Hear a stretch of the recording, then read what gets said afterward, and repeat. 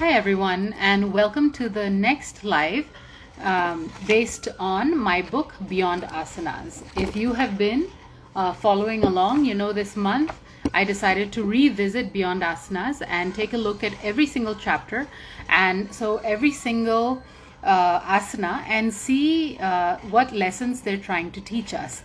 I wrote this book in 2019. It was published in 2019. And since then, I've had many chances to go back and to really think about these stories.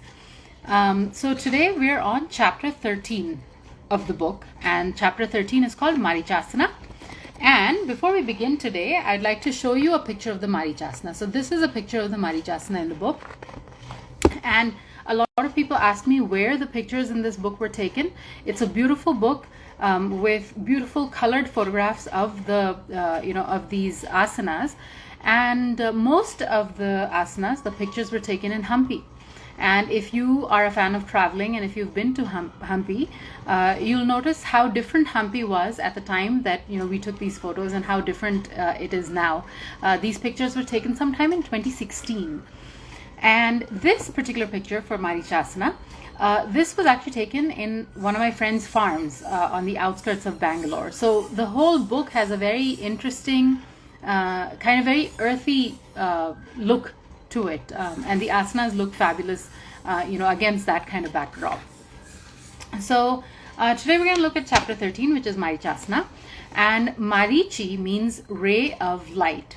And the story, there are two stories that I've discussed in this chapter. The first story is called The Point of Creation, and the second story is called A Strong Curse. And both of them are related to Sage Marichi. So the first story, The Point of Creation, is about where Sage Marichi came from, like the origin, his origins. And it's also related to the creation of the universe. So the story goes that because Brahma, Lord Brahma, is the creator of the universe, he had this this kind of big responsibility to create the universe and then populate it with people. And so he was like, he had to really sort of plan out how the whole process of creation. It didn't happen spontaneously. So what he does is, initially, he says, okay, I am going to give birth, or I'm going to create 10 people from my mind. And these people were called the Kumaras. Okay? And these people, they were all men. And Lord Brahma wanted that they help in procreation so that we could populate the earth. But when he created the Kumaras, and this was, I think, the process of creation for Lord Brahma was like a process of trial and error, because when he created these Kumaras, what happened was that he also endowed them with free will and the ability to think. So once they were born, and they had free will, and they could think and they could talk, they told Lord Brahma that to help him populate the universe was not their responsibility, and that they wouldn't help him because they wanted to spend all their time in austerities and in just meditation, and they wanted to be celibate for that. So unfortunately, even though Lord Brahma had created them with the intent of helping him populate the universe, they said, no, we are not going to help you. We have other plans for ourselves. So Lord Brahma ultimately had to accept that decision. So then what he decided was, he decided to be a little more careful. And he decided to create 10, like you can say his children, 10 children from his mind and 9 from his body. The 10 he created from his mind, they're like Manas Putra, they're called. So Putra means like sons, and Manas means from the mind. So, children of his own mind, from his own mind. And these people were also called the Prajapatis. And Marichi happened to be one of these Prajapatis. So Prajapatis are basically like the rulers of people, and Marichi was one of them. And because he was one of the people who Lord Brahma had asked to help with populating the universe, and he had agreed to do that because he considered it his duty to serve Lord Brahma. Lord Marichi actually became the father, or you can say the ancestor, of many famous people in mythology. So for instance, Sage Kashyap was his son. Surya was also one of his descendants. Manu, who was the first man who wrote he wrote a very famous book about called Manu Samriti, a very famous book about his philosophy. So he was also one of his descendants. And a lot of the Rakshasas, the Devas, Asuras, even Ravana can actually trace their lineage back to the Saptarishi called Sage Marichi. So you can see Marichi was very important, and you can see why he was so important. And that's because he was involved in the whole creation of the universe itself, and he was Lord Brahma's direct descendant, direct son. Now, the next story actually comes from, it's like a continuation of this story. The next story is called A Strong Curse.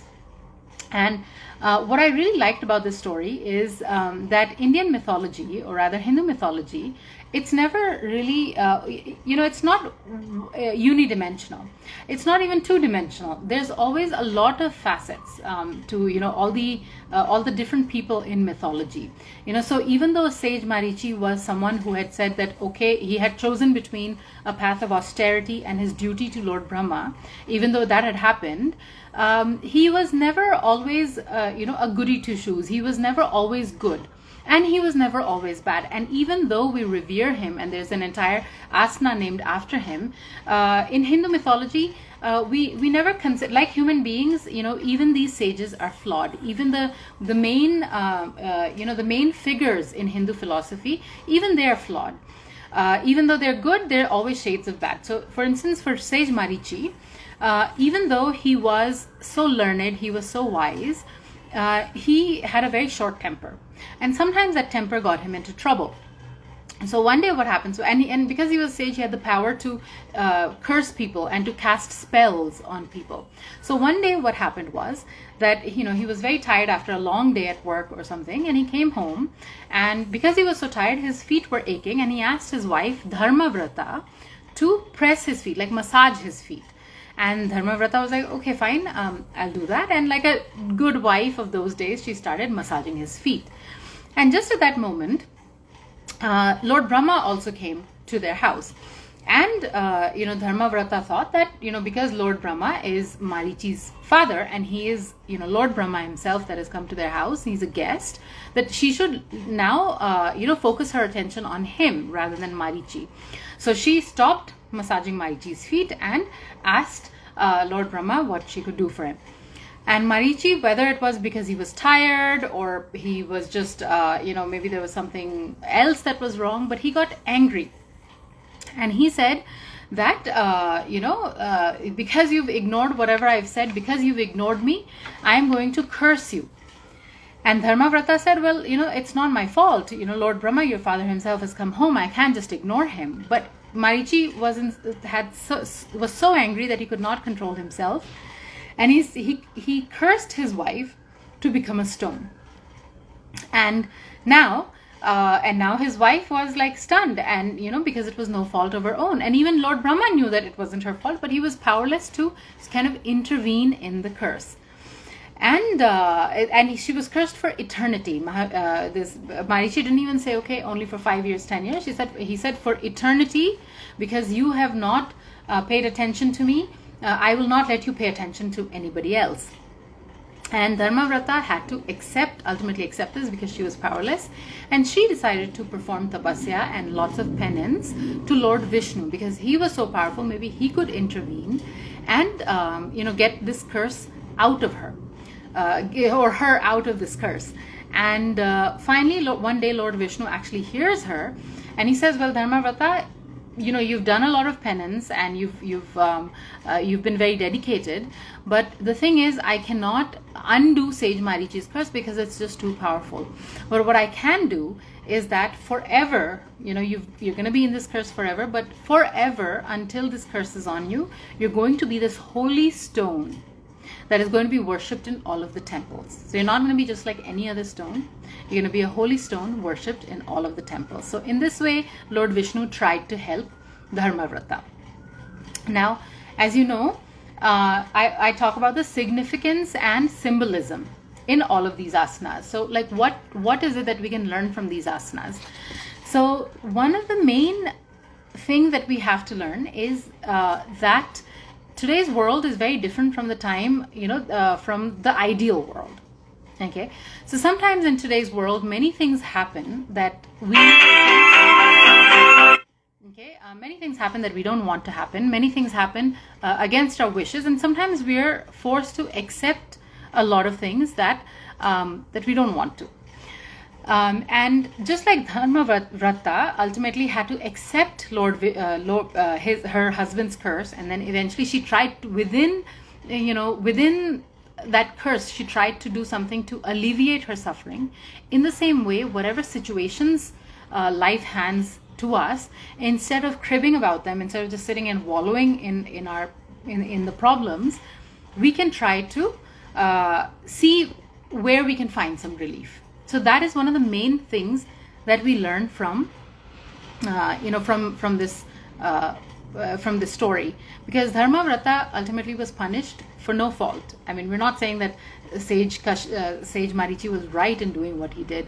It was very wrong, but she was unfortunate that she was powerless against the curse and she couldn't do anything about it. So to end, I would like to read the little summary that I have about the significance, and it reads: the challenge in life is to make the most of situations. The key to doing that is to persevere through seemingly unyielding circumstances. If you do the right thing, you will reap the rewards of karma. So again, even when things seem like they cannot get any worse and things are really, really difficult, if you read this story carefully, and the lesson that we get from this story is that if you just persevere a little bit more, take each day at a time, you will triumph in the end. Somewhere, somehow, you will find your relief. And if you do the right thing, so if you don't go on the path of lawlessness or doing the wrong thing, you will reap the rewards of good karma. So that is what we have to learn from Marichyasana. So I hope you're enjoying this set of lives that I'm doing based upon my 2019 book called Beyond Asanas. If you have any questions about any of these stories, or if you have any questions about any other story in Hindu mythology, do drop me a line and I will try my best to answer that. So for today, thank you for joining, and I will see you tomorrow for another live. Thank you. Bye.